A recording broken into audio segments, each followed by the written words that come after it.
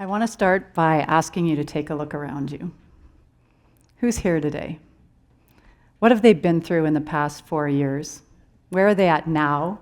And what are our differences?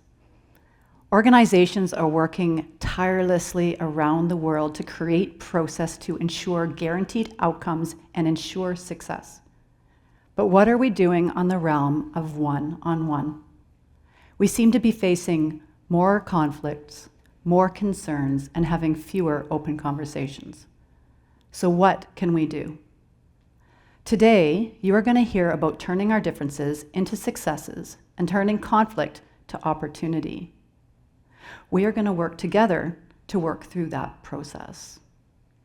We're going to learn together about creating this opportunity and really understanding a process to get to a solution. I want to introduce myself. My name's Amanda Brisebois. You heard my patients call me Dr. B. I'm a physician coach, a facilitator, and now I am a mediator who loves to turn conflict into something productive.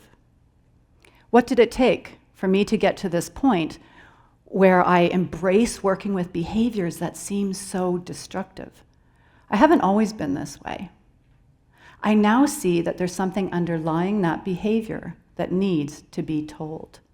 These stories have changed my personal and professional life, but more importantly, they can change you, and they can change the people who are standing next to us. How did I get to this point in my career? Well, as you heard, my resume is extensive, but it's not at all what's written on those pages that's important.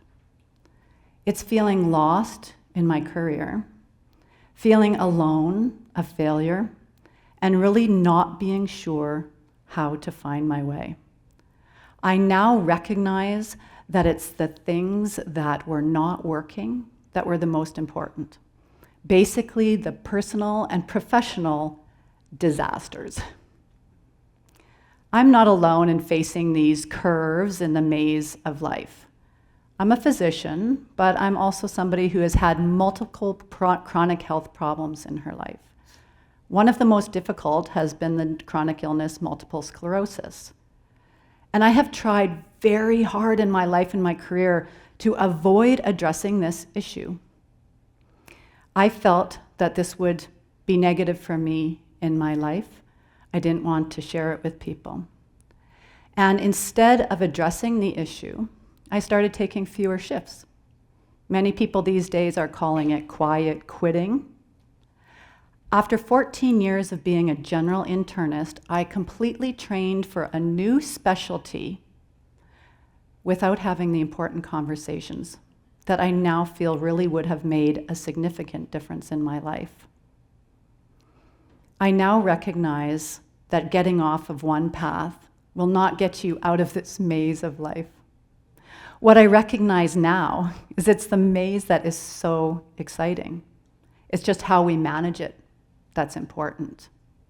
We need more people who recognize this, especially now that our differences are so apparent and accessible. Now, I want you to think about your own struggles in life. What weighs on you? This can be heavy. This can be something that's going on in your life now, something you're wondering about in the future, or this can be something that happened years ago and it's still a part of your life. I want you to reflect on how this struggle or struggles may relate to differences between people in your life and how potentially ignoring those differences or not optimizing your conversations can lead to a slow boil that erodes our wellness. This slow boil can be related to what we call the boiled frog analogy. Some of you may have heard of this. If not, bear with me. It sounds disgusting. I have not done this experiment. I don't suggest you do it either. We'll just be using it today as an example of what I'm talking about. A frog is put in a pot of cold water. This water is slowly brought to a rapid boil. What happens to this frog? The frog stays in the pot, and the frog dies. It is the gradual change in this frog's environment that makes it impossible for the frog to recognize its clear toxicity. We need to recognize these situations, similar, not of course being a frog in a pot, but we need to recognize situations that are toxic early. If we don't recognize this, then we run into trouble. I present to you a structured strategy to remember how to be better. Be better reminds us to empower ourselves to embrace the opportunity to have one-on-one conversations when we're facing difficulties. It will stop people in their tracks. Think of this as an adventure, a puzzle of sorts. The first step is to breathe. Stop. Take a pause. Find something that works for you that you can do every time. This can be a hand movement, a gesture, or just a thought.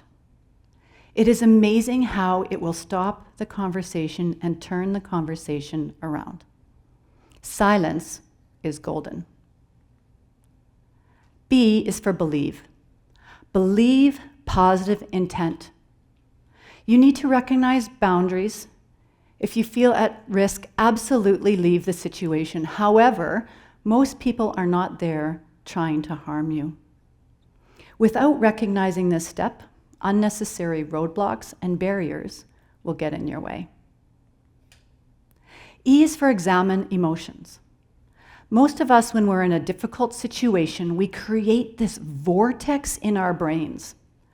This vortex is based on intense emotion, assumptions, and what we call in coaching a self-narrative.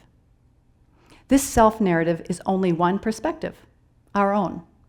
We need to get out of that vortex and look in order to recognize how to move forward with the conversation.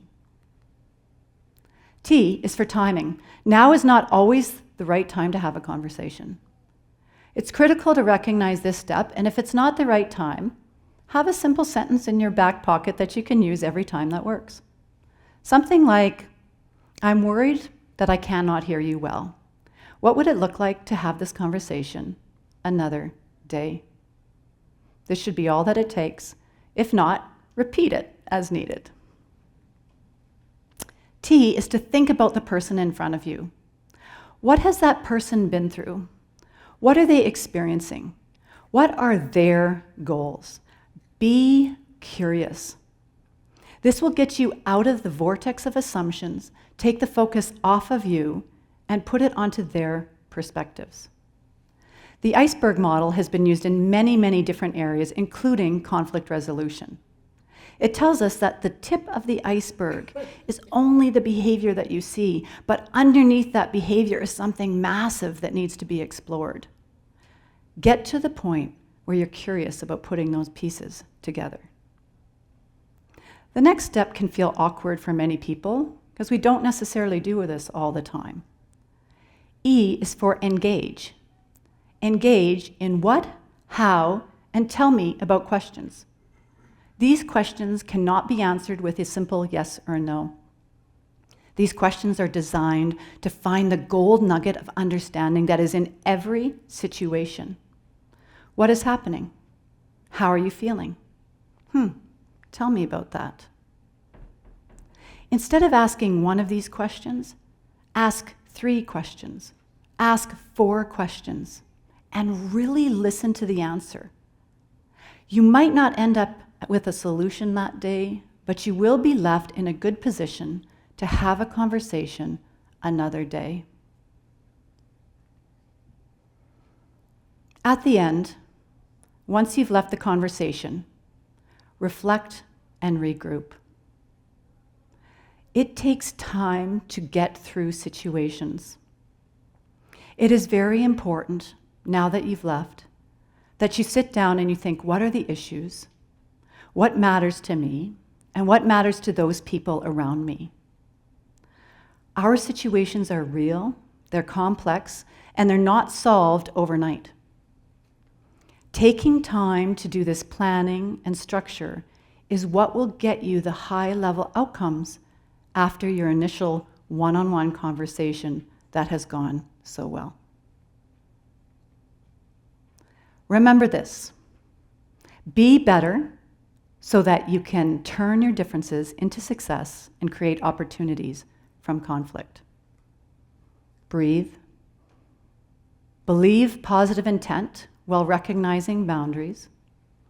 Examine your emotions and get out of your vortex. Make sure now is the right time, and think of that person in front of you and explore that iceberg.